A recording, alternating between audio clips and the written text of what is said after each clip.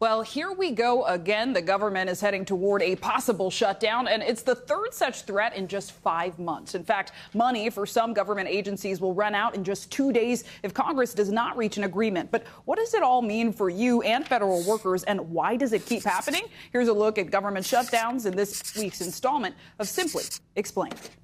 A full government shutdown is when Congress fails to pass all 12 bills that fund the U.S. government. If only some bills are passed, a partial shutdown can take place, meaning non-essential federal employees can't be paid and federal agencies and programs halt non-essential duties.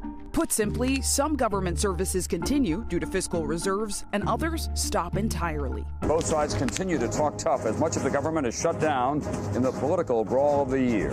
It's becoming an annual ritual here in Washington, the threat of the government shutdown. In the last 4 decades, there have been at least 20 full and partial shutdowns, some considered funding gaps.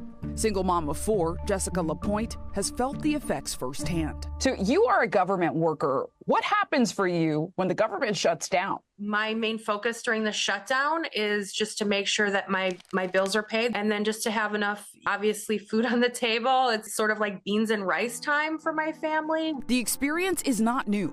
Quick history lesson. The longest and most recent government shutdown was in 2018, lasting 34 full days under former President Donald Trump. The shutdown resolved after lawmakers agreed to postpone border wall funding. I am proud to shut down the government for border security. Before that, the longest shutdown was in 1995, lasting 21 days under former President Bill Clinton, ending after Clinton and House Republicans in part reached an agreement on tax cuts. I challenge all of you in this chamber, never, ever shut the federal government down again. The annual deadline to pass a federal funding bill is normally in October, but Congress can pass a short-term spending bill to temporarily stop a government shutdown from happening. Agreeing on the funding levels is always a matter of political negotiation, and it seems like everyone at this point has concluded that shutdowns are a political loser and has been trying to avoid them.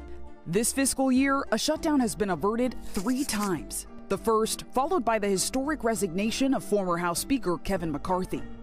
Has the possibility of government shutdowns ever made you consider leaving your work in the federal government altogether? Yeah, every time we're faced with the threat of a shutdown, it makes you question your dedication to federal employment.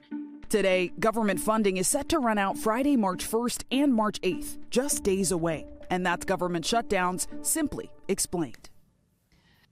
Now, once a shutdown is over, most furloughed employees or employees who were required to work will receive back pay, and that's all outlined in the Government Employee Fair Treatment Act of 2019. Now, we do want to hear from you. What other stories do you want simply explained? Just let me know by connecting with me on your favorite social media platform at Simply Zinhle. Thanks for watching. Stay updated about breaking news and top stories on the NBC News app or follow us on social media.